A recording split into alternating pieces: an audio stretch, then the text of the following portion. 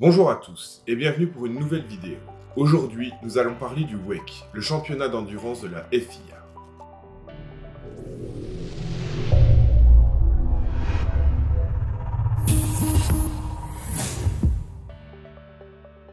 Le nouveau championnat WEC a été lancé il y a 10 ans, en 2012. Peugeot n'a donc jamais roulé en WEC. Ce championnat a son homologue aux États-Unis, le IMSA. Les nouvelles réglementations permettent à des voitures de courir dans les deux championnats en même temps, mais pas toutes. Faisons un point. Nous avons donc le LMH pour Le Mans Hypercar, la catégorie où est inscrite la 9X8, et le LMDH pour Le Mans Daytona Hybride, la catégorie reine de l'IMSA. Les LMDH ont le droit de courir en WEC, mais pas les LMH. Cela vient du fait que les voitures LMDH doivent être basées sur des châssis agréés, construits soit par Dallara, Ligier, Multimatic ou Oreca. Au niveau de la puissance, l'hybridation est obligatoire, contrairement au LMH comme nous allons le voir plus tard. La puissance est limitée à 500 kW, soit un peu plus de 670 chevaux. Comme en LMH, l'hybridation provient de Bosch, Williams Advanced Energy ou X-Track. On comprend ainsi pourquoi les voitures LMH qui sont construites en interne par les écuries ne peuvent pas courir en IMSA. Par contre, l'inverse est tout à fait possible, car la puissance et le poids sont identiques dans les deux catégories. C'est donc un choix des écuries de choisir l'une ou l'autre des réglementations. Pour Peugeot qui a choisi LMH, c'est la liberté de choisir son design, avoir la main sur le châssis et sur l'hybridation. Peugeot a peu d'intérêt à courir dans le championnat américain, car il ne vend pas de voitures là-bas, contrairement à Audi qui a choisi de courir en IMSA dès l'année prochaine. On va maintenant passer aux réglementations LMH. La nouvelle réglementation LMH représente une évolution majeure par rapport à celle qu'elle remplace, la classe LMP1. Elle favorise en effet une plus grande diversité, tant pour l'approche technique que pour l'approche esthétique des voitures. Le tout en assurant l'équité sportive en évitant l'escalade des coûts grâce à un concept de balance of performance. Mais nous allons voir ça un peu plus tard. Le règlement technique est axé sur un contrôle des performances plutôt que sur des restrictions en matière de design ou de géométrie.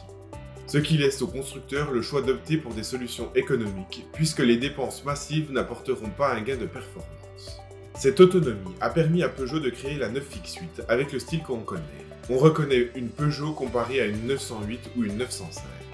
Comme pour la classe LMP1, les unités de puissance peuvent être hybrides ou non hybrides. Les versions thermiques sont des propulsions. Les versions hybrides, elles, ont le droit aux 4 roues motrices. Mais ce n'est pas 4 roues motrices permanentes. En effet, à la création de la catégorie Hypercar, le système hybride était censé se déclencher à partir de 120 km/h. Cette limite a été rehaussée à 190 km/h cette année, pour la Toyota néanmoins, mais nous allons voir plus tard ce qu'en est de la Peugeot. Tout cela est dû à la fenêtre de performance, ou en anglais Balance of Performance, BOP. Le principe des BOP constitue une nouvelle approche de réglementation de la catégorie reine de la FIA WEC. Le BOP fixe des valeurs minimales et maximales pour les éléments de puissance, l'aérodynamisme, et chaque voiture devra s'adapter à cette fenêtre. La puissance est fixée à 500 kW. Le poids minimum est de 1030 kg, et donc le déclenchement de l'hybridation à 190 km/h. Lors du processus d'homologation, les voitures sont évaluées en soufflerie, la carrosserie est analysée, tandis que les performances du moteur sont mesurées directement sur la piste à l'aide d'un couplomètre. L'objectif est de s'assurer que les voitures s'inscrivent bien dans le BOP. La conception des voitures est ensuite gelée pour leur cycle d'homologation, 5 ans pour les voitures développées pour la saison 2021, ce qui garantit qu'elles resteront inchangées pendant toute leur vie. On comprend donc pourquoi la 9X8 a mis tant de temps à arriver sur les pistes. Rien n'est laissé au hasard, la moindre petite erreur peut se payer pendant 5 ans. Des exceptions seront envisagées que dans des cas particuliers, tels que des problèmes de fiabilité ou des déficits de performance avérés.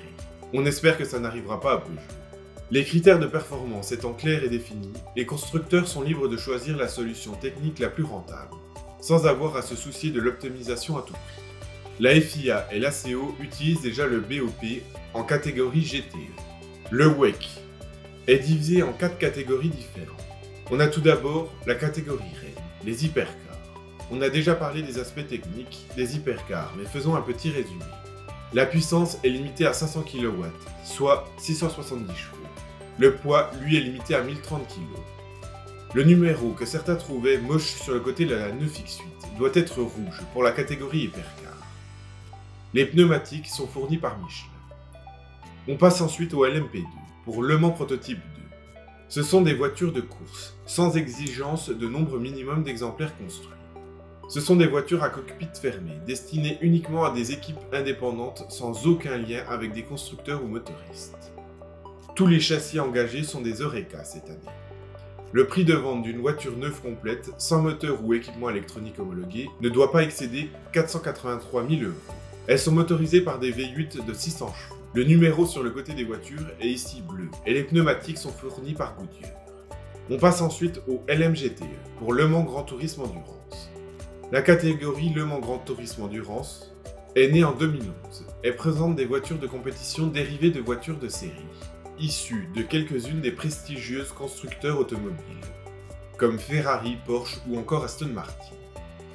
Ces catégories sont divisées en deux groupes, l'un destiné à des professionnels, le LMGTE Pro, avec le numéro fond vert. L'autre est destiné aux pilotes amateurs, LMGTE AM, avec le numéro fond orange.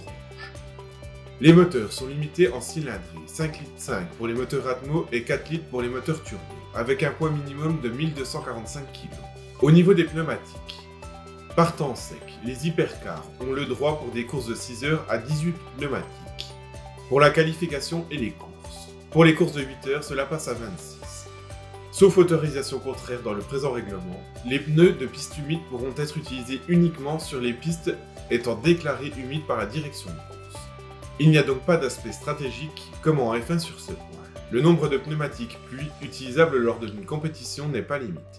Pour le temps de pilotage, le pilote pour les courses de 6 heures doit effectuer un minimum de 40 minutes et un maximum de 4h30. Pour les courses de 8 heures, cela passe à 1h30 minimum et 5 heures maximum. Au niveau des effectifs, on sait déjà que 3 pilotes sont par voiture. Peugeot aura le droit à 43 personnes par voiture, car ils ont un système hybride. Tous ces changements sont destinés à rendre l'engagement moins coûteux, englobent le fret maritime pour les courses outre-mer et intercontinentales. Afin de tenir compte de l'actuelle crise économique, cette saison se déroulera sur un nombre limité de courses, réduit à 6. Il y en a déjà eu 3, les 1000 miles de Sebring, le 6 heures de Spa et les 24 heures du Mans. Il reste donc les 6 heures de Monza ce week-end, les 6 heures de Fuji le 11 septembre et les 8 heures de Bahreïn le 12 novembre. Est classée première, la voiture ayant couvert la plus grande distance jusqu'à la présentation du drapeau à Dami.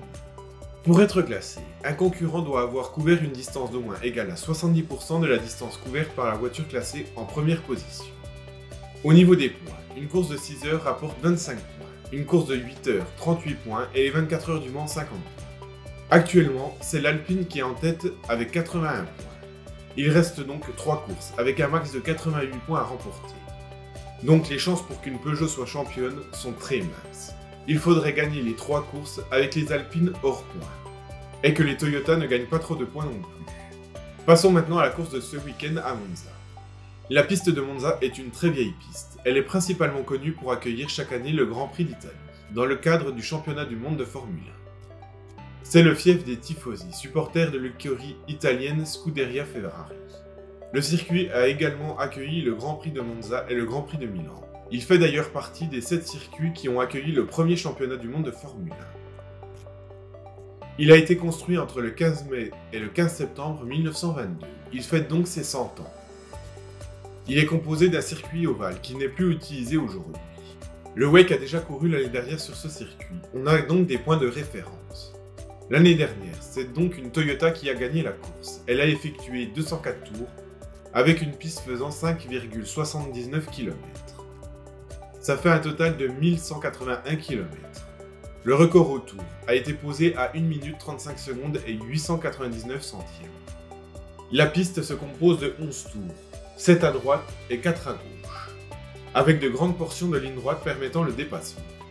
Cette année, à Monza, il y aura 38 engagés, 13 en LMGTE amateur, 5 en LMGTE Pro, 14 LMP2 et 6 hypercars.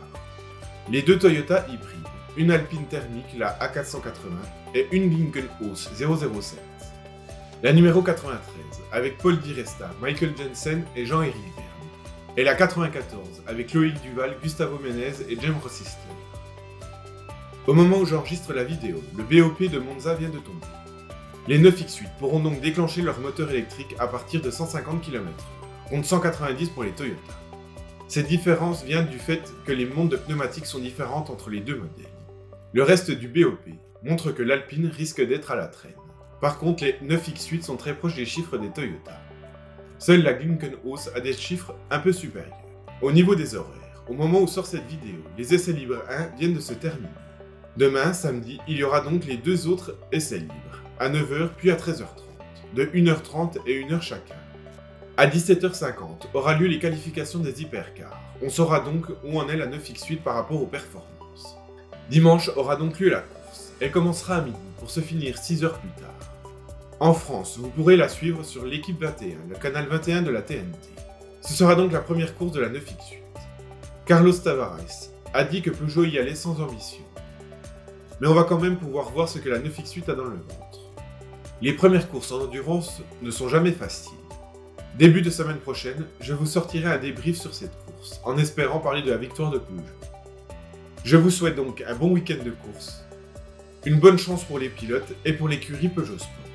A plus!